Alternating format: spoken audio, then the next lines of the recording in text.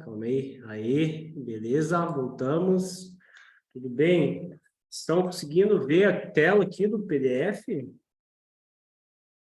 Preocupação é vocês Sim, verem a tela. professor. Sim, tá tranquilo? Beleza, então vamos dar início, né? Nossa bateria aqui de processo penal. Não é muita coisa aqui, mas vamos terminar rapidinho. É só desativar aqui o celular. Beleza, vamos lá. Vamos lá dar prosseguimento à nossa aula aqui, na parte de processo penal. Vamos ver quem que são os guerreiros aqui que ainda estão com a gente. Felipe, Jason, a Leidiane, o Edson, estamos junto, né? A Lucilena também, estamos juntos, todo mundo. Vamos que Prof. vamos. Edson é Roberta, tá? Ah, tá. Beleza, Roberto, beleza. Eu estou usando o PC do meu marido. Ah, tranquilo. Furto de uso não é crime, tá? Vamos lá, gente.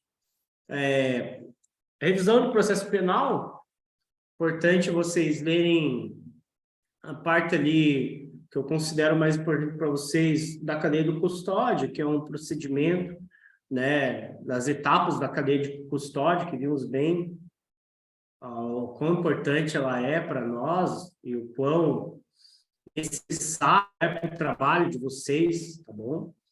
Então, é importante a gente ter a ciência que vai cair na nossa prova, a cadeia de custódia, não tenho dúvida nenhuma, uma questão vem sobre ela, né? Frisem bastante ali a diferença do acondicionamento, né? Do acondicionamento, da guarda dele, do início que se dá da preservação do local do crime, da coleta em si, do acondicionamento, tá, pessoal? E a preservação se dá com um agente público, não mais com a autoridade de polícia ou a primeira pessoa que chega lá, tá bom? Então, vamos ficar bem atento quanto a isso, né? Ter uma boa prova, e não vai ser uma prova difícil, não, vai ser letra da lei, como eu falei para vocês, salientei, importante ler do 158 ao 184, e não tem problema nenhum, eu acho que dá uma leitura, não testei muito bem, mas acho que dá uma leitura uns 15 minutinhos, assim, não muito atento, sabe? Que às vezes é bom você só dar uma passada de olho, não muito atento mesmo, sabe? Então é interessante ter essa visão do processo penal. Infelizmente, do 158 ao 184 é decorar, cara. Não tem o que fazer, não tem o que fazer, não tem outro meio, né, de ser feliz nessa prova, senão isso, né?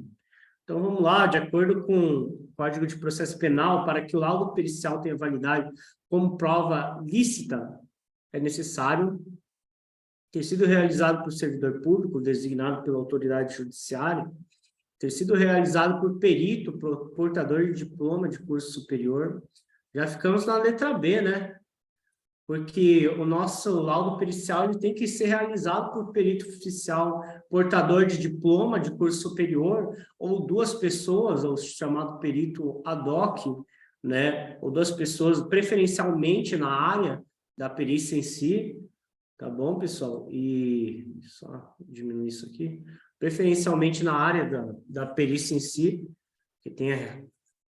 E numa perícia mais complexa, poderá ser demandado mais de um perito, tá bom? Isso em perícias mais complexas ou demasiadamente morosas. Digamos assim, nós temos uma perícia em que envolva diversas áreas do conhecimento, e essa perícia se chama perícia complexa. Tendo essa perícia, o juiz designa duas, três pessoas, né, podendo elas serem peritos ad hoc ou peritos oficiais, tá bom? Então, de acordo com o Código de Processo Penal, o laudo pericial tem a validade como prova lícita, é necessário ter sido realizado por perito oficial, portador de diploma de curso superior. Que a autoridade policial tenha Professor, ratificado, pode ter sido lavrado pelo perito. Não, a autoridade policial não lavra, não ratifica, né? Porque ele não tem o conhecimento técnico de um perito, tá? Que a prova tenha sido requerida pela parte ofendida pelo Ministério Público, não precisa do requerimento do ofendido, do Ministério Público, para a produção da prova, e que o indiciado tenha participado do exame ou da perícia. Professor, não está aparecendo o PDF. Ah, não tá aparecendo? Deixa eu tentar aqui o compartilhamento, só um pouco. Deixa eu tentar. É que eu sou meio informática. Não dá certo, viu? Informática aqui tá complicado, é 0. Vou tentar aqui o compartilhamento, só um pouco.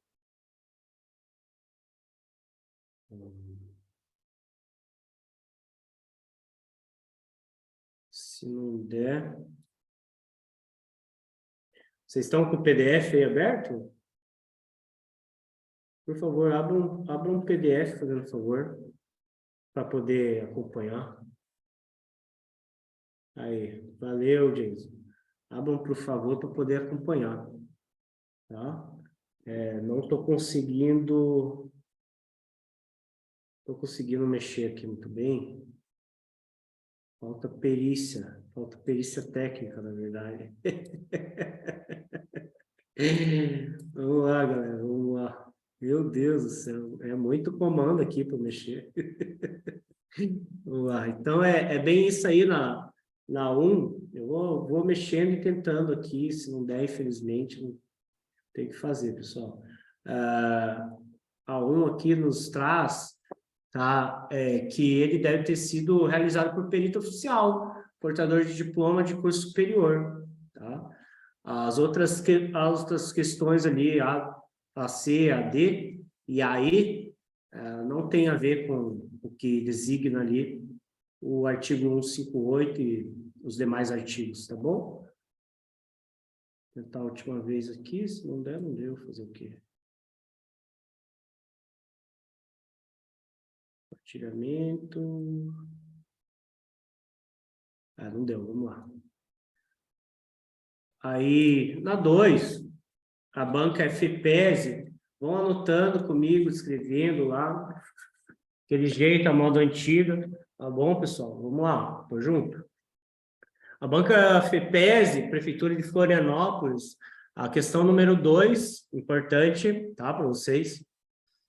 De acordo com o Código de Processo, assinala a alternativa que indica corretamente a etapa consistente no ato de acondicionamento da cadeia de custódia. Se lembra? Acondicionar é o quê? Acondicionar é embalar. Vamos ver, cara. Vamos procurar essa palavra-chave. Acondicionar, embalar. Se lembra que eu falei na aula lá? Acondicionou, embalou? Vamos lá? Acondicionar, ato de evitar que se altere o estado das coisas, não, isso aí é o isolamento, a preservação em si. Ato de recolher o vestígio é a coleta. Procedimento referente à guarda não é o acondicionamento. Procedimento por meio do qual cada vestígio coletado é embalado de acordo com as suas características físicas, com anotação, data e hora, me parece que é esse, né? E o nome de quem realizou a coleta é o acondicionamento. Acondicionamento é embalar. Então, ficamos com a letra D. O E, o exame pericial em si, a manipulação do vestígio, de acordo com a metodologia, nada mais é do que o processamento, tá? Na nossa cadeia de custódia. Então, ficamos com o número 2, a letra D. Estamos aqui com o Márcio.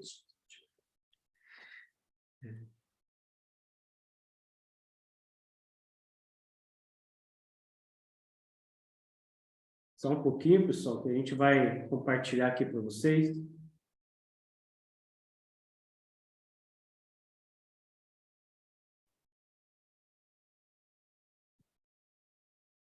Aí, beleza, maravilha. Agora estou feliz, hein? Beleza, vamos ver. Vou iniciar o vídeo. Aí sim, hein? Tamo junto. Aê, professor!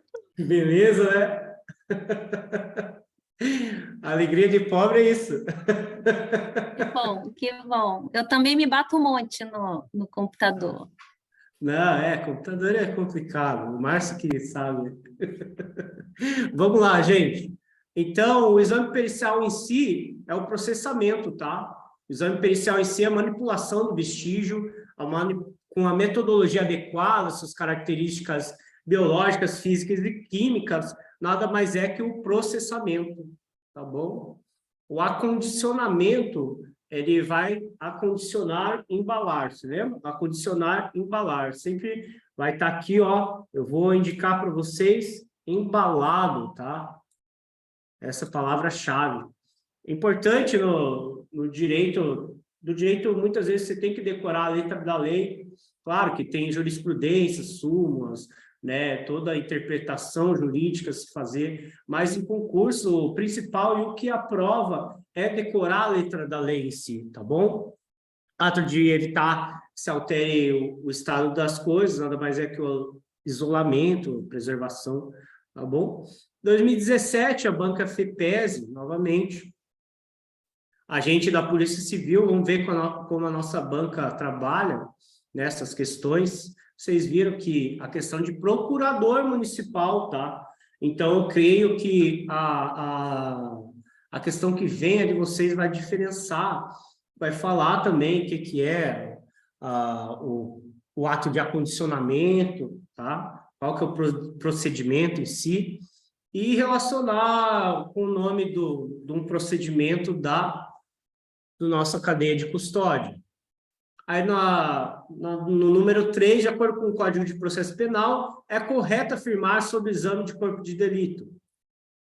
O exame de corpo de delito somente será realizado a pedido da parte interessada? Não. Ele é realizado ex officio, ou seja, ele propriamente pode ser realizado por quem de direito, pelo delegado, pela autoridade judicial, por um pedido da parte mesmo, pelo pedido do assistente técnico.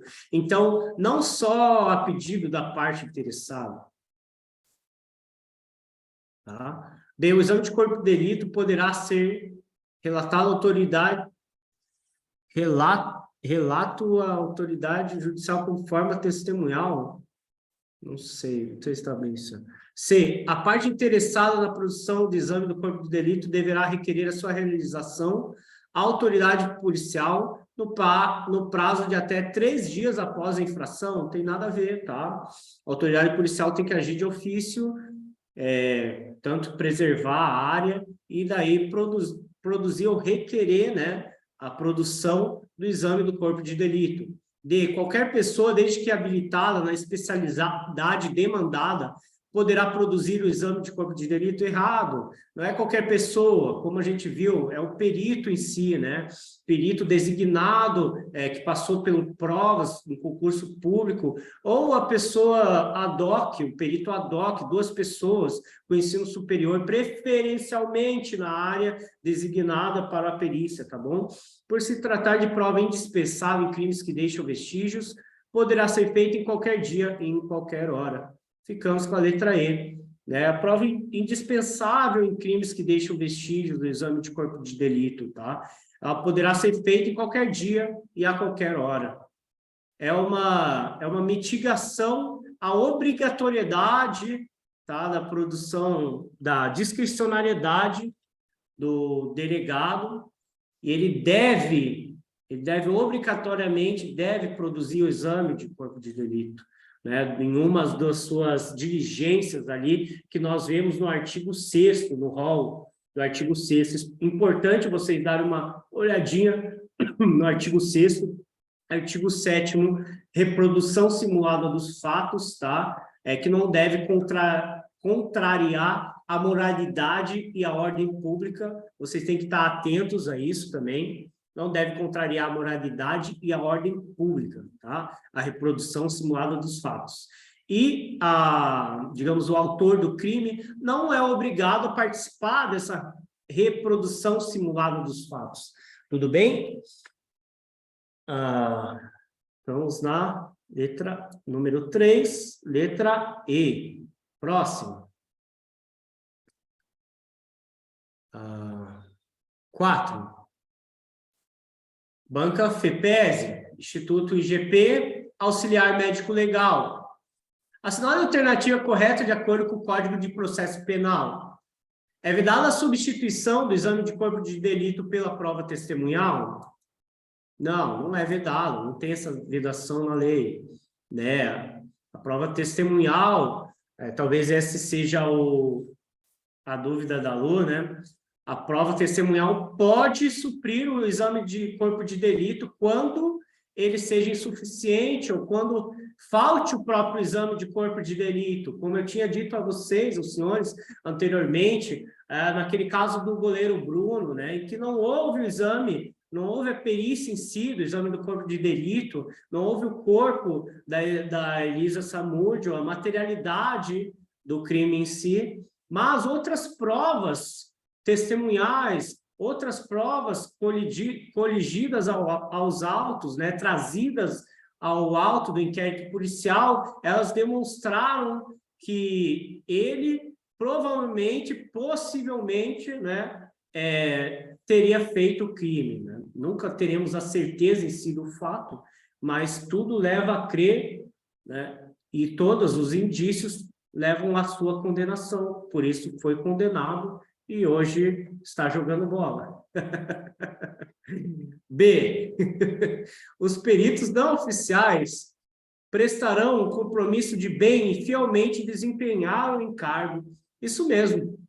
Os peritos não oficiais, eles prestam um compromisso de bem e fielmente desempenhar o encargo, ou seja, eles escrevem no termo ad hoc que eles precisam desempenhar esse cargo, né, de forma idônea, né? São pessoas idôneas e, para efeitos da lei penal, são funcionários públicos, né, e para efeitos legais, como a gente bem viu, são funcionários públicos.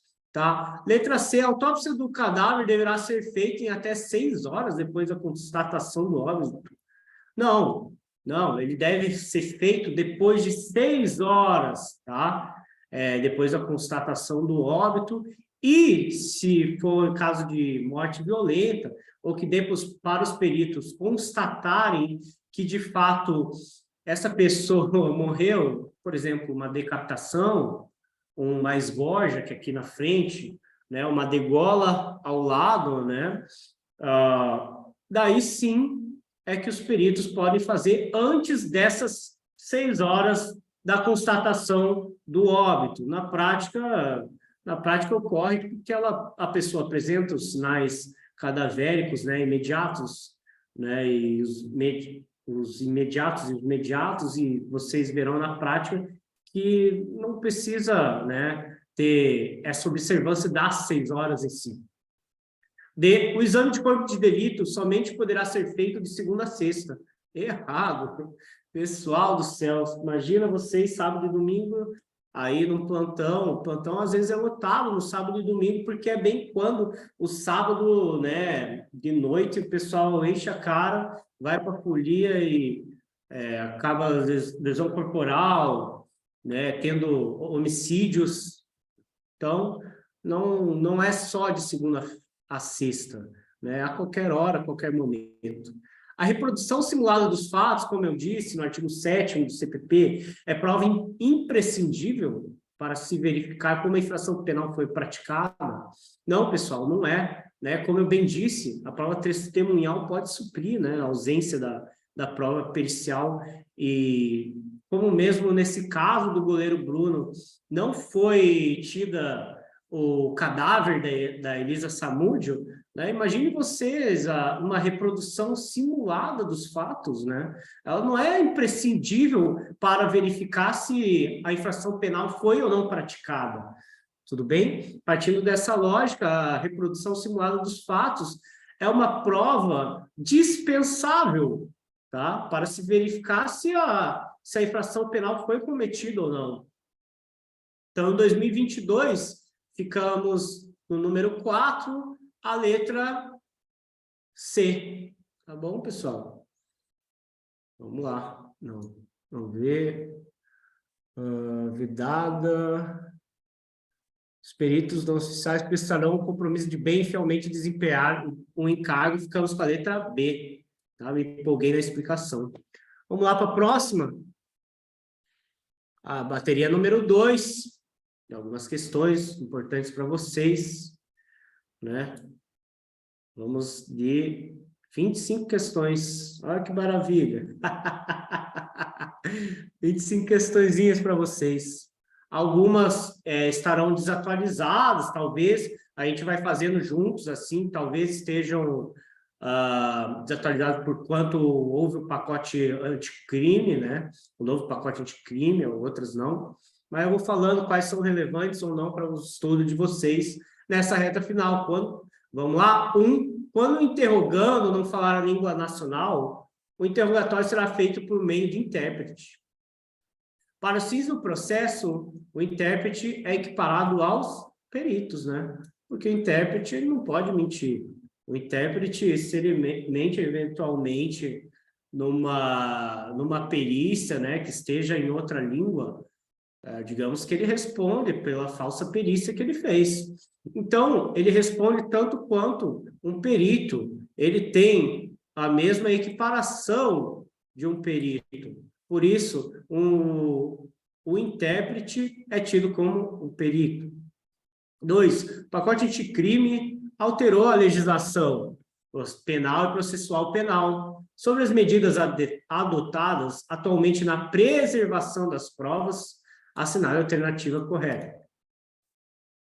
O isolamento da área é a primeira medida a ser adotada. B, o reconhecimento é a parte que a vítima é identificada ainda na cena do crime.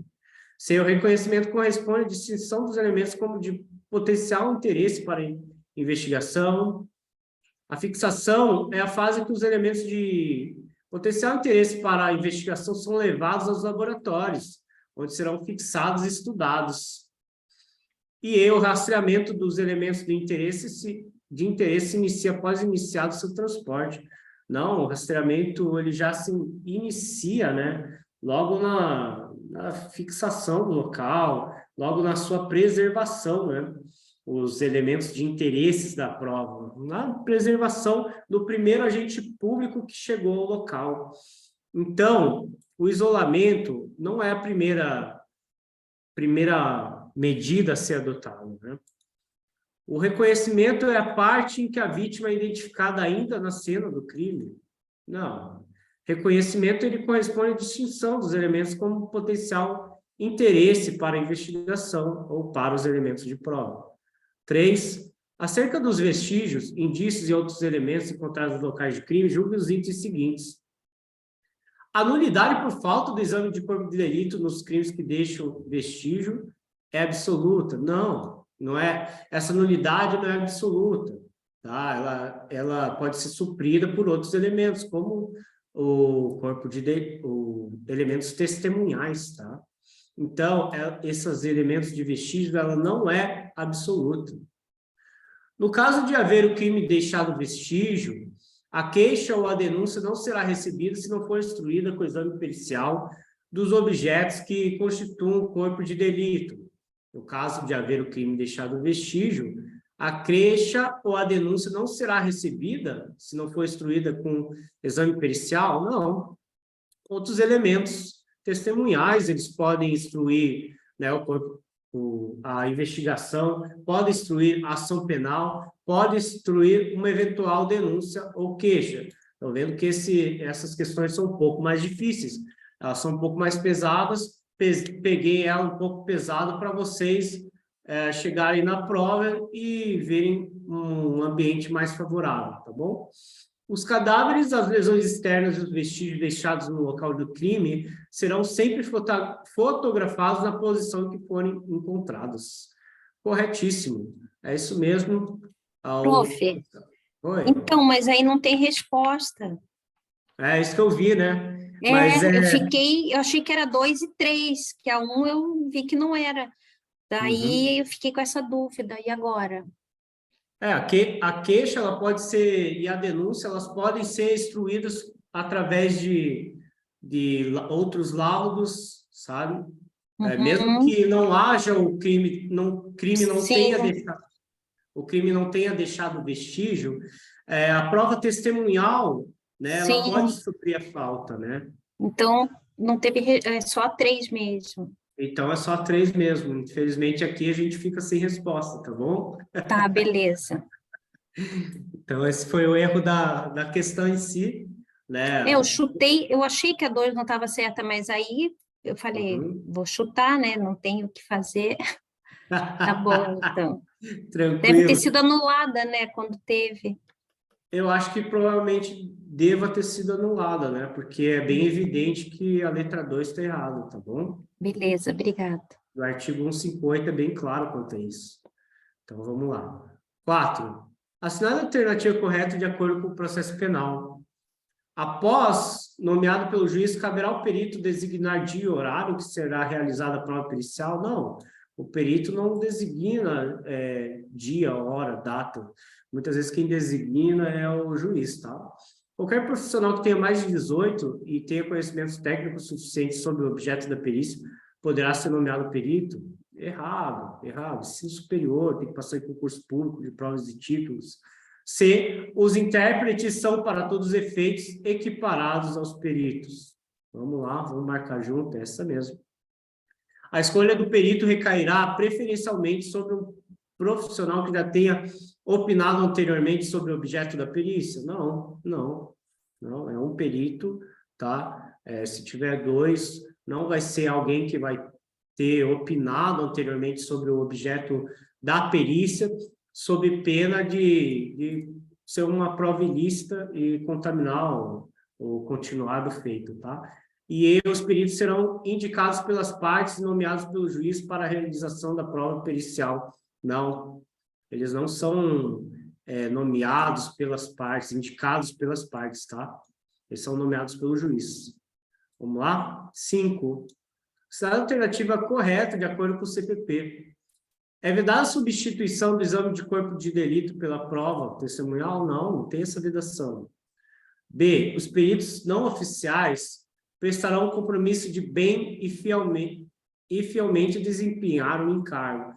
É isso mesmo. Por que os peritos oficiais eles não cumprem isso, esse requisito? Porque ao prestar o concurso, ao passar por todas as etapas e tomar posse, eles já têm, digamos assim, o reconhecimento de que toda a perícia que sairão deles terá esse compromisso público, entendeu? De bem e fielmente desempenhar o encargo.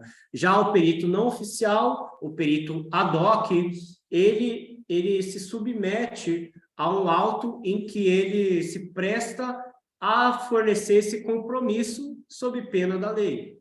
Se a autópsia do cadáver deverá ser feita em até 6 horas, depois da constatação do óbito, depois de 6 horas, tá? O exame de corpo de delito somente poderá ser feito de segunda a sexta, como a gente viu? Não. E a reprodução simulada dos fatos é prova imprescindível? Também não. 6. Vamos lá. Tendo em vista a pluralidade de testemunhas que presenciaram determinado evento delitivo, a autoridade policial e seus agentes envidaram esforços para que todos fossem ouvidos em sede inquisitorial, ou seja, no inquérito policial. Todas as testemunhas ouvidas, com mínimas alterações, apontaram a autoria do delito para Hermes e Príapo, delineando a modus operandi, a forma com que eles efetuaram o delito da dupla. No entanto, dada a urgência da atuação, alguns depoimentos não foram encartados nos autos do inquérito. Então, frisando, alguns depoimentos não foram encartados no auto do inquérito. Os agentes foram capturados em decorrência do mandado de prisão pugnado pelo MP, que imediatamente ofereceu a respectiva ação penal, no momento em que foi descoberta a não completude do acervo probatório, ou seja, algumas partes da cadeia de custódia poderiam estar faltando, né? Algo assim. Vamos ver, ou alguma prova não está presente. Diante desse cenário, é correto afirmar que, vamos lá, houve quebra de cadeia de custódia por violação do ato de coleta.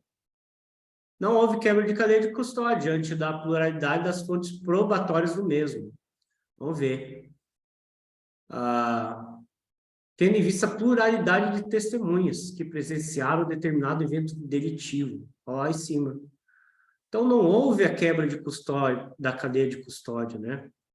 diante da pluralidade das fontes probatórias no mesmo sentido, né? Olha o tanto de testemunhas que falam lá que presenciaram o ato, né? Então, se não houver, digamos assim, a perícia se fazer, pode se tornar termo dessas testemunhas para que elas, de fato, tragam aos autos o que houve de forma do olhar delas, entendeu? Então, não houve a quebra da cadeia de custódia, porque houve diversas fontes probatórias, tá? A outra falando que houve quebra de custódia, eu não consigo enxergar a quebra de custódia, porque eles foram capturados, momento que foi descoberta, não completude do acervo probatório constituído. Não se fala aqui qual que é essa não completude, tá? Então, da falta do enunciado, né, que muitas vezes vamos ter nas nossas questões, a pluralidade de testemunha que o enunciado traz a nós. Então, não tem como eu falar que houve a quebra de cadeia de custódia, né? Então, não houve a quebra de cadeia de custódia diante da pluralidade de fontes probatórias no mesmo sentido. 6, letra B. 7. Em relação à chamada quebra de cadeia de custódia, vamos lá. A incompletude dos documentos importa em quebra de cadeia de custódia, ainda que rígidos o exercício da ampla defesa e do contraditório. Vamos lá para B. A quebra de cadeia de custódia refere-se à idoneidade do caminho que deve ser percorrido pela prova até sua análise pelo perito. Vamos deixar essa aqui em stand-by? Vamos aí. Isso aí. C. A quebra de cadeia de custódia importa no reconhecimento de interferência circunstancial durante o trâmite processual, resultando na imprestabilidade da prova. D. A comprovação acerca de qualquer adulteração no procedimento probatório e consequente quebra de cadeia de custódia compete ao Ministério Público. Não, também a defesa, tá? E a não identificação de elementos que demonstrem cabalmente a adulteração de documentos não leva à quebra de cadeia de custódia, caso viável o exercício de ampla defesa e contraditório. Vamos lá. A B, a quebra de cadeia de custódia refere-se à idoneidade, não, refere-se à inidoneidade do caminho, tá? E ele deve ser percorrido da sua análise inicial, da sua preservação, até o final da sentença, tá? Então, não é até a sua análise pelo perito. Então, eliminamos a B. Incompletude dos documentos importa em quebra de cadeia de custódia, ainda que rígidos o exercício da ampla defesa e contraditório, não, errado. Preservando-se a ampla defesa e contraditório, não vai ter a quebra da cadeia de custódia. Então, a não identificação de elementos que demonstrem cabalmente a adulteração de documentos não leva à quebra de cadeia de custódia, na letra E, né? A não identificação de elementos que demonstrem cabalmente, ou seja visualmente, seja documentalmente, né, que houve uma adulteração, lacres rompidos, né?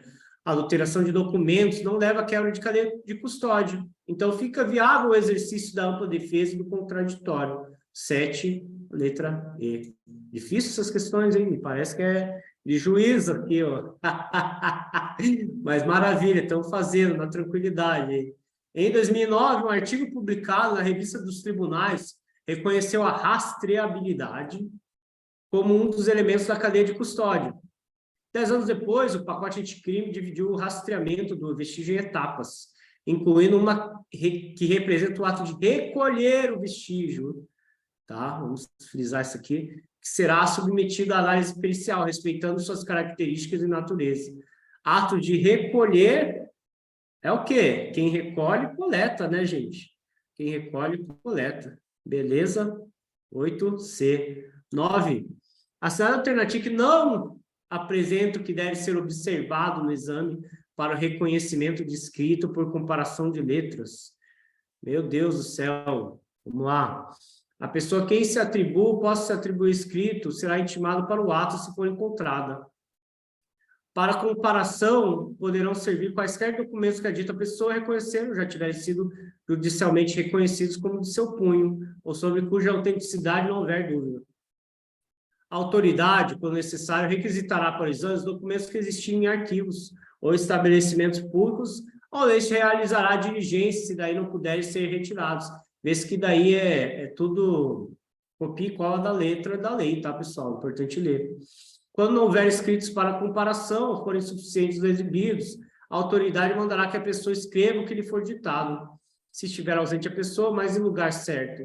Essa última diligência poderá ser feita por precatória, em que se consignarão as palavras que a pessoa será intimada a escrever. E aí, confronto de escrito poderá ser realizado em cópias reprográficas, sem qualquer ônus ao resultado, independentemente da qualidade da reprodução, sendo considerado o exame para uma perícia indireta. Totalmente errado, né? Independentemente da qualidade de reprodução. Imagina você, confronto de escrito, ter reproduções de qualidades diferentes. Isso faz com que esse confronto de escrita ele seja perdido a sua confiabilidade, tá bom? Então, nisso, nós temos que a letra E não apresenta o observado exame de reconhecimento de escritos. Vamos para 10, tá? A incorreta também, nos pede.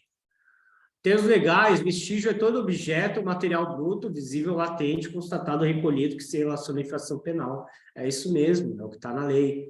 Prazo máximo para elaboração do laudo pericial de 10 dias. Não podendo esse prazo ser prorrogado? Pode, pessoal.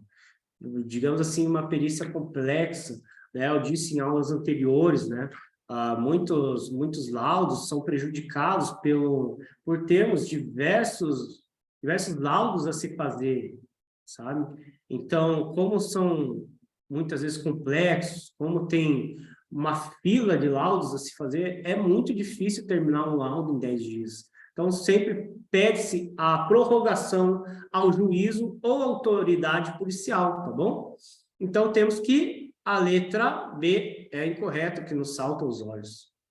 1 para 11, tá? O perito criminal solicita uma câmera fotográfica a um assistente técnico forense, vocês, para perícia em um local de morte violenta, no qual o cadáver está em via pública. O assistente informa que não há câmera disponível, sugere que o perito criminal realize o atendimento sem a tomada de fotos, já que pela legislação vigente, fotografia desse tipo de casos são facultativas. Sobre essa situação, assinale correto. O assistente técnico, porém, está correto, já que fotos de lesões externas de vestígios deixados no local do crime deve ser realizada apenas na medida do possível? Errado. O assistente técnico forense está equivocado, uma vez que os cadáveres serão sempre fotografados na posição em que forem encontrados. É isso que nos diz a legislação. O perito criminal deve seguir a sugestão? Ele sugeriu para o perito criminal realizar atendimento sem a tomada de fotos? Não. Já que as fotografias são facultativas, não. Ele deve utilizar as fotografias, escritos, desenhos, né, para ilustrar o laudo, entendeu? Então, é obrigatório. Atendendo a sugestão, o perito criminal estará agindo contra a legislação, pois a tomada fotográfica dos vestígios é indispensável para a fixação. Não, a fixação ela pode ser por desenhos, outras formas que o perito, né, saiba ou entenda que seja melhor, tá bom? Sugestão do assistente técnico está correta, errado, totalmente errada, como já dissemos anteriormente. Vamos para 12. O assistente técnico forense, no uso das suas atribuições, avalia o projeto de compra de recipientes para uma central de custódia do ITEP. Essa me parece que é uma prova de perito do ITEP, do Rio Grande do Norte. Atenta à legislação em vigor, ele recomenda a compra dos recipientes mais baratos. Meu Deus, B. Recipiente almejado impossibilite a selagem com lacres. Nossa Senhora. Que o recipiente escolhido garanta a inviolabilidade e idoneidade do vestígio durante o transporte. Pô, essa tá na cara, né? A compra de recipiente totalmente transparente, sem espaço para registro de informações. Eles estão brincando com... Mas tem muita gente que vai na sorte, vocês vão ver no concurso de vocês. Pô, muita gente, assim, sabe? Tem todos os concursos, mas boa parte dessas pessoas estão nem aí, só se inscreve para inscrever, vê lá o edital, viram lá 6 mil, fala, nossa, é minha chance, né? Mas, cara, nenhuma chance assim cai dos céus se não houver estudo, tá bom, pessoal? 13. É sabido que a fase interna da cadeia de custódia compreende todas as etapas a partir da entrada do vestígio no órgão pericial até as providências finais. Assinale a alternativa que apresenta todas as etapas que compreende a fase interna. Tá, vamos lá. Fase interna. Reconhecimento, isolamento, fixação, coleta, acondicionamento, transporte, recebimento, processamento, armazenamento e descarte. A B, recepção e conferência do vestígio. Já deixa quieto que não tem nada a ver. Recepção, reconhecimento do vestígio, acondicionamento, classificação quanto à natureza. Não. Preservação do local do crime, busca do vestígio, também não, pessoal. Recepção e conferência do vestígio, classificação, guarda ou distribuição do vestígio, também nada a ver, pessoal. Nós temos as etapas da cadeia de custódia, o reconhecimento, isolamento, a fixação, né, a coleta, acondicionamento, transporte, o recebimento, o processamento, o armazenamento e, por fim, o descarte. 14. Sobre perícias médico-legais e documentos médicos de interesse para a justiça, assinale as assertivas abaixo. Segundo o Código de Processo Penal, o médico legista deverá iniciar a autópsia somente após pelo menos 6 horas do óbito. Trata-se de vedação absoluta, não há exceção admitida pela norma legal. Errado, como disse anteriormente, tá? Então, com isso já eliminamos a B, a E, tá bom? Vamos fazer eliminando. Porque antes das 6 horas, pode haver um esgorjamento, uma decapitação, tá bom? Uma degola, que é na gola, tá bom? Então, e o perito já pode analisar ali de pronto e ver que, de fato, o cara faleceu e começar a perícia médica. 2. O médico legista, ao realizar a autópsia de vítima de acidente de trânsito, deverá obrigatoriamente realizar a abertura da cavidade craniana, torácica e abdominal. Não fala em nenhum ponto isso, lei. Não, o médico legista faz o que bem entender, o que achar que precisa de acordo com o acidente, de acordo com o crime, tá bom? O médico legista pode declarar-se suspeito para a realização de uma perícia médico-criminal. O histórico de um laudo pericial, médico legal, pode conter o relato da pessoa examinada, né? E cabe ao juiz de direito a faculdade de convocar o médico legista para esclarecer oralmente pontos do laudo pericial médico legal elaborado, né? Então, temos aqui que estão corretas a 3, ele pode se declarar suspeito, o perito, né? No caso de ser uma perícia que envolva a família dele, alguém próximo, né? E que essa ação penal possa condenar um filho dele ou algo assim, ou um primo, parente de 2º grau, tá? O histórico de um laudo pericial médico legal pode conter o relato da pessoa examinada, de fato, pode ter, né? Isso parte do histórico, né? Que está dentro do auto, né? Elaborado pelo perito, né? Que é o preâmbulo histórico, a descrição, a discussão, que está dentro do relatório médico legal, tá?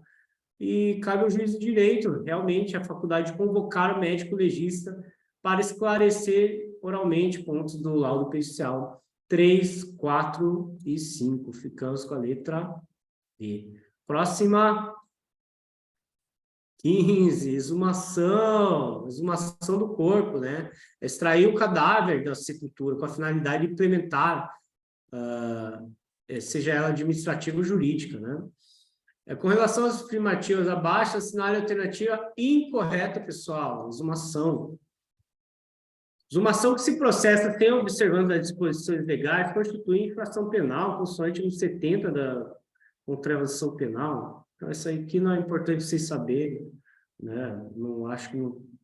Eu também não tenho conhecimento desse artigo 70, eu creio que não seja isso, seja só para enrolar a gente. Em dia e hora previamente designados, entre os que devem e podem estar presentes no momento da exumação, elenca-se autoridade policial, peritos, escrivão, ao administrador de cemitério, os familiares, testemunhas que estiverem presentes quando da inhumação. Isso mesmo. De acordo com o artigo 163 do CPP vigente, em caso de exumação para exame cadavérico, a autoridade providenciará para que em dia e hora previamente marcado se realize a diligência, da qual se lavrará auto circunstanciado, isso mesmo que diz o 163. De acordo com a legislação brasileira vigente, não existe prazo limitador para a realização de uma exumação. É isso mesmo, não tem prazo se fazer uma exumação, pode ser daqui a 10 anos, 15 anos, né, exumar o corpo, quando querem tirar qualquer dúvida a respeito do que ocorreu, para verificar as vestes, algo assim, quando tem o esqueleto, ou ver se aquela pessoa é aquela mesma que está enterrada. Então, não tem um prazo limitador. Então, ficamos realmente com a letra A. Tá bom? Quis enrolar a gente, mas não deu certo. Né? Vamos lá para 16. Força, pessoal, está acabando. Está acabando, pessoal chorando já. Está acabando, professor. É certo afirmar que o perito está sujeito a situações provadas de incompatibilidade e impedimentos, ou que não ocorre com o caso de suspeição, que não lhe alcança sim. Isso aqui é suspeição, está no artigo 260, se não me engano, então não compete aos senhores, tá? Vai cair do 158 ao 184. Conforme determina o CPP, as partes não interverão na nomeação do perito, sendo ato exclusivo da autoridade policial ou judiciária. A autoridade policial ou judiciária não nomeia o perito de fato, né? O perito é escolhido pelo médico, pelo chefe, né, dos médicos legistas, e aleatoriamente, então não há uma nomeação. Né? A nomeação pode vir depois, durante o processo. O impedimento ou suspeição decorrente do parentesco por afinidade não cessará pela dissolução do casamento que lhe tiver dado causa. Esse é outro caso de impedimento ou suspeição, né? Então, é um caso que o casamento ele faz com que haja suspeição do perito, né? E não cessa, mesmo com a sua dissolução, porque ainda vão ter vínculos, né? Que possam prejudicar a causa em si. Também não é uma questão que interessa a vocês, a terceira, porque trata desse 262 dos impedimentos e da suspeição. Sendo dever de todo cidadão concorrer com seus conhecimentos especializados, experiência, especiais para que o Estado realize a finalidade da justiça, prevê o CPP sanção pecuniária aquele que não aceitar o encargo ou não exercer adequadamente. Errado, pessoal. A pessoa que não aceitar exercer o encargo, vai ter que arranjar outra que queira aceitar o encargo, né? Porque como o próprio nome diz, é o encargo. Você não ganha nada com isso, você não ganha nenhum tostão, nada. Perito ad hoc, nomeado, tá? E caso você aceite, e de fato não exerça adequadamente, o que ocorre? Ocorre que você vai responder pela lei, né? Ou você fez uma perícia inadequada, algo assim. Então, pulamos a 16, porque alguns fatos aqui de suspeição, impedimento não está dentro do nosso intuito aqui da aula, não está dentro do nosso edital. Interessante falar desse aceite do encargo do perito não oficial, que são 2 peritos não oficiais, tá? Então, a letra 16, passamos, o número 16, vamos para 17. Em relação à reprodução simulada, vai cair na tua prova. Olha só, tô pegando, hein? Vai cair na tua prova, reprodução simulada. O réu é obrigado a participar da reconstituição do crime? Não, não é obrigado a produzir prova contra si mesmo. B, a reprodução simulada dos fatos destina-se à formação da convicção da autoridade judiciária e do MP, mas não do defensor, não, é para todas as partes, para eles verem o que de fato aconteceu. B, errada. C, a simulação é feita utilizando o réu, a vítima e outras pessoas convidadas a participar, apresentando-se em fotos e esquemas a versão oferecida pelo acusado e ofertada pelo ofendido ou outras testemunhas. D, a reprodução só pode ser realizada na fase do inquérito, não, qualquer fase. E permite-se a reconstituição do crime sexual violento, não, deve ter a moralidade e a ordem pública preservadas, pessoal. Então, ficamos com a 17C, tá? 18. Opa, 17, 18? Não, 18. Garantia de total proteção aos elementos encontrados e que terão um caminho a percorrer, passando por manuseio de pessoas, análise, estudos, experimentações e apresentações até o final do processo criminal, refere-se a reprodução simulada, no artigo 7º, B, laudo pericial, não, nem um pouco, C, cadeia de custódia, ou D, crime e ocorrência de trânsito. Total proteção aos elementos encontrados no caminho, né? No caminho passando pelo manuseio das pessoas, para que essa prova ela fique confiável, trata-se da nossa cadeia de custódia. Letra C. 19. O policial civil apresentou o protocolo do Instituto Técnico Científico de Perícias do Rio Grande do Norte, uma arma de fogo para perícia. Um agente técnico forense recepcionou o material, conferiu suas características, classificou e guardou de acordo com as recomendações do órgão técnico para posterior distribuição para análise pericial propriamente dita. Os procedimentos realizados pelo agente técnico forense representam as etapas. Quais etapas? Vamos lá. O agente técnico forense recepcionou o material, conferiu suas características, classificou e guardou. Tá? Estamos com ela com as etapas finais da fase interna da cadeia de custódia. Isso aqui não é tão importante para vocês, tá? Mas é mais importante a classificação. Quando ele recepciona o material, ele estava em trânsito, tá? Ele conferiu as características depois do trânsito, para guardá-las de fato, ele classificou e guardou-as. Recomendação da ortega de distribuição para análise pericial. Depois vem a análise pericial, que propriamente dita vai ser o processamento. Tá? Então, essa guarda do material, da perícia, é a fase interna. Tá? Fase externa da cadeia de custódia. Eu acho que vocês devem ter tratado com a Camila nisso, que é mais a parte de criminalística. Tá? Fase interna, fase externa. E é a letra D, finais da fase interna, porque está interna corporis do Instituto Técnico da cadeia de custódia. 20, sobre isolamento e preservação. Sinal alternativo que aponta as corretas. 1, visam garantir que o estado de coisas não seja alterado, proporcionando fidedignidade, confiabilidade, ao local e aos vestígios ali presentes, viabilizando sua idoneidade, certíssimo. 1, já marca lá, esquece os outros que não tem 1. 2, são de responsabilidade do perito, requisitado para o levantamento. Não.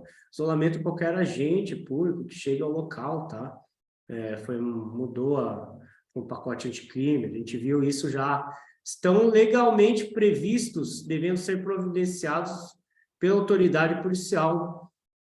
De fato, está legalmente previsto o isolamento, né? Conforme o novo pacote anticrime, ele não mais deve ser providenciado pela autoridade policial, tá? É qualquer agente público que chegue ao local, primeiro agente público que chegar ao local. Mas anteriormente, de fato, era providenciado pela autoridade policial, então vamos deixar em stand-by, né? Às vezes é uma questão antes do pacote anticrime. 4, constitui início da cadeia de custódia. De fato, constitui início da cadeia de custódia.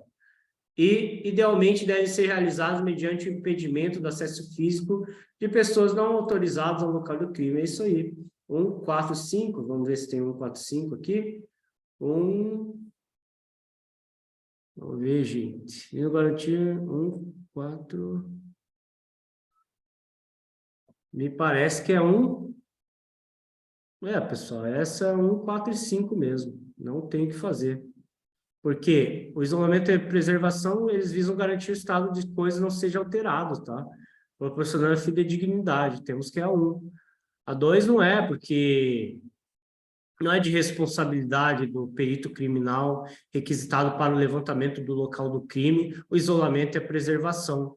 É de qualquer agente, tá? A 3, estão legalmente previstos, devendo ser providenciados pela autoridade policial. Pode ser, mas conforme o novo pacote anticrime, não mais, qualquer agente público, tá?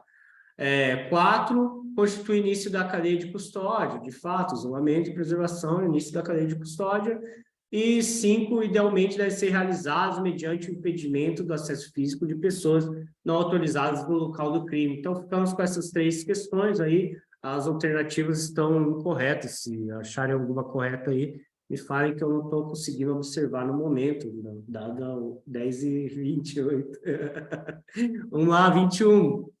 A portaria 82, publicada pela Secretaria Nacional de Segurança Pública, denomina cadeia de custódia como o conjunto de todos os procedimentos utilizados para manter e documentar a história cronológica do vestígio. Isso mesmo, cadeia de custódia. Rastrear sua posse e manuseio a partir de seu reconhecimento até o descarte. Para garantir a guarda e o controle dos vestígios, todas as unidades de perícia deverão ter espaço seguro, denominado... Vamos lá, pessoal. Cadeia de custódia? Não. Sala segura? Não. Cofre também não. Central de vestígios cibernéticos. Ele forneceu essa questão para nós, né? Central de custódia com entrada controlada, que apresente condições ambientais que não interfiram nas características dos vestígios. 22. Realização com relação à perícia do foro civil. Perícia do foro civil... Pessoal, isso aqui não desconsidere essa questão, porque perícia no foro civil é processo civil, tá? Não tem a ver com perícia em processo penal. Essa é uma questão extraída de perito, tá? Então, em partes, eles têm que saber a respeito disso, mas vamos lá. O assistente técnico deverá receber seus honorários da parte que o juiz indicar? Não. Assistente técnico deve ser indicado em 10 dias a contar da citação. O perito pode ouvir testemunhas, enquanto que o assistente técnico não tem essa prerrogativa. O assistente técnico também pode ouvir as testemunhas. O juiz não pode indeferir quesitos das partes. Pode indeferir se eles forem protelatórios, se eles forem dilatórios, se eles não se referirem ao processo em si. Né? Então, ele pode indeferir quesitos das partes. O juiz não está adstrito ao laudo e poderá solicitar nova perícia. É isso aí, ficamos com a letra E, mesmo não sabendo... Opa, marquei tudo, oh, meu Deus do céu. Ficamos com a letra E, tá? O juiz não está adstrito ao laudo e poderá solicitar nova perícia. Se ele entender que aquela perícia foi incompleta, insuficiente, se ele entender que aquela perícia... não se deu de forma correta, ele pode fazer outra perícia, nomear outro perito. Se o perito divergir do primeiro, ele pode nomear um terceiro, que pode divergir de ambos, entendeu? Essa é a salada mista do judiciário brasileiro.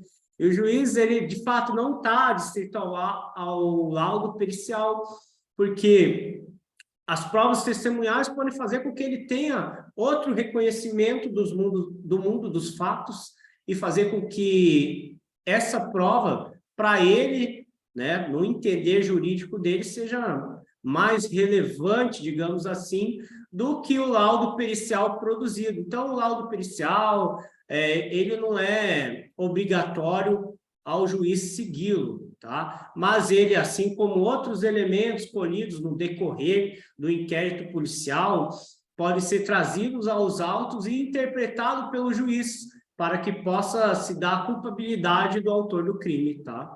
Então, ficamos com a 22, a letra E. O juiz não está adstrito ao laudo pericial e poderá solicitar a nova perícia. 23, acerca dos meios de prova, suas espécies, classificação e valoração, julgo íntegro a seguir. Laudo pericial produzido por apenas um perito ad hoc, quando a lei exige a participação de 2 peritos na elaboração da prova técnica, deve ser desentranhado dos autos porque constitui prova ilícita. Errado, pessoal. Nesse caso, a diferença é bem minuciosa aqui. Não constitui prova ilícita, constitui prova ilegítima, tá? Prova ilícita é aquela recolhida de procedimentos, digamos assim, que não são usuais, tá? Tidos por tortura, são tidos por outras formas que não estão previstas, assim, pela legislação, digamos, pela Constituição em si. Já ilegítimas são fora do procedimento formal, tá? São 2 peritos ad hoc que a nossa questão pede, que a nossa legislação pede, tá? Que a Constituição, que nosso Código de Processo Penal pede. 2 peritos ad hoc, preferencialmente na área, tá? Na área de formação da perícia. E como a nossa questão ela traz que foi um perito ad hoc, tem-se que a prova é ilegítima por ter se furtado, né, a esse procedimento formal, a esse procedimento do Código de Processo Penal, tá bom? Então, são 2 peritos ad hoc, a prova não constitui prova ilícita, e sim prova ilegítima. Então, questão errada. Difícil, mas fazer o quê, né? Essa aqui deve ser para juiz, só pode. Sobre os exames periciais, tem-se que os peritos não oficiais estão dispensados do compromisso de bem e fielmente desempenhar o encargo que lhes foi confiado. Errado, né, pessoal? Errado. Viemos que eles devem prestar o compromisso e bem fielmente desempenhar o encargo que lhes foi confiado. B, quando não é possível o exame de corpo de delito nas infrações penais que deixam vestígios, a prova testemunhal poderá supri-lo. Talvez essa aluna, né, estava em dúvida, né? Talvez tinha uma questão que era algo assim, na outra bateria. Quando não é possível o exame de corpo de delito nas infrações penais que deixam vestígios, de fato, a prova testemunhal pode supri-lo, né? Já a confissão, não. Tá? A confissão não pode suprir a ausência do exame do corpo de delito, tá bom? C. Todas as vezes que a infração penal deixa vestígios, é facultativa a realização do exame de corpo de delito? Não, o exame de delito, quando ele deixa vestígios, a infração penal, o exame de corpo de delito, é obrigatória a sua realização, tá bom, pessoal? E D, os peritos não estão sujeitos à observância de prazos para a elaboração dos laudos periciais. Errado, 10 dias, como já vimos anteriormente, eles podem ser prorrogados, né? Sucessivamente, 10, dependendo do que ocorra aí, tá bom? 25, por último, né? Finalmente, estou de saco cheio desse professor, não aguento mais, pelo amor de Deus! 25, vamos lá. 10h36, vamos lá. O título 7 do Código de Processo Penal versa a respeito das provas, e mais especificamente dos meios de prova que devem ser utilizados na solução de uma lide pelo magistrado. Quanto ao capítulo 2 do referido título do exame de corpo de delito e das perícias em geral, assinala a alternativa correta. Eita, nós do céu! O artigo 158 cita que, quando a infração deixar vestígios, será indispensável o exame de corpo de delito, direto ou indireto, podendo, entretanto, suprir a confissão do acusado. Errado. A confissão do acusado não pode suprir o exame de corpo de delito, tá bom? 184 estabelece que, salvo o exame de corpo de delito, o juiz ou autoridade policial negará a perícia requerida pelas partes quando essa não for necessária ao esclarecimento da verdade. Deixe de lado, vamos lá. 169 impõe à autoridade policial a responsabilidade de registrar qualquer alteração na cena de crime. E quais são as consequências diretas na produção da prova? É os peritos, tá? 178 determina que o exame de corpo de delito e as demais perícias podem, em casos definidos, ser solicitados diretamente ao perito específico. Errado, tá? Os demais perícias, em casos definidos, ser solicitados diretamente ao perito específico. Não, perícias complexas pode ser nomeado mais de um perito, tá? E esse perito, no caso de casos complexos, pode ser da área em si, né, desde que venha na requisição do juiz ou da autoridade policial. O artigo 182 define que o juiz ficará adstrito ao laudo, devendo aceitá-lo no todo ou ao menos em parte. Não, o juiz não fica adstrito ao laudo, né? Ele não deve aceitá-lo e pode aceitá-lo no todo ou em parte, mas ele não fica adstrito ao laudo. Então, eliminamos a letra A, né, que não tem a confissão do acusado, ele não supre o exame. A letra B, o juiz negará a perícia quando ela não for necessária ao esclarecimento da verdade. Parece ficamos com a letra B mesmo, porque, como eu falei anteriormente, em casos em que querem dilatar os prazos, em que a defesa ela quer prorrogar, né, alguma coisa assim, ou tumultuar o processo, ou até mesmo garantir que se perca alguns prazos, algo assim, pense que o juiz ele pode deixar que aquela prova, aquela perícia requisitada, ela não seja feita, porque ela não é essencial o esclarecimento dos fatos em si. Tá bom, pessoal? Então, esse foi o finalzinho aí da nossa aula do CPP, tá? Eu quero que vocês deem uma lida, principalmente ali na cadeia de custódia, tá? Ali na parte dos peritos, falando dos prazos, eu dei uma lida em tudo ali da cadeia de custódia, 158, 184, é rapidinho de ler, não tenho preguiça, porque é uma questão que faz diferença, né? No final faz diferença. Embora tenha direito processual penal e penal tenha só um ponto cada, né? Já sendo 4 questões, né? São 4 questões importantes que eu vejo para vocês que vão fazer toda a diferença, né? Na classificação final. Faz muita diferença entre um e outro. E creio que muitos daqueles que se inscreveram, né? Se inscreveram na loucura, assim, na doideira, porque foi um prazo bem curto.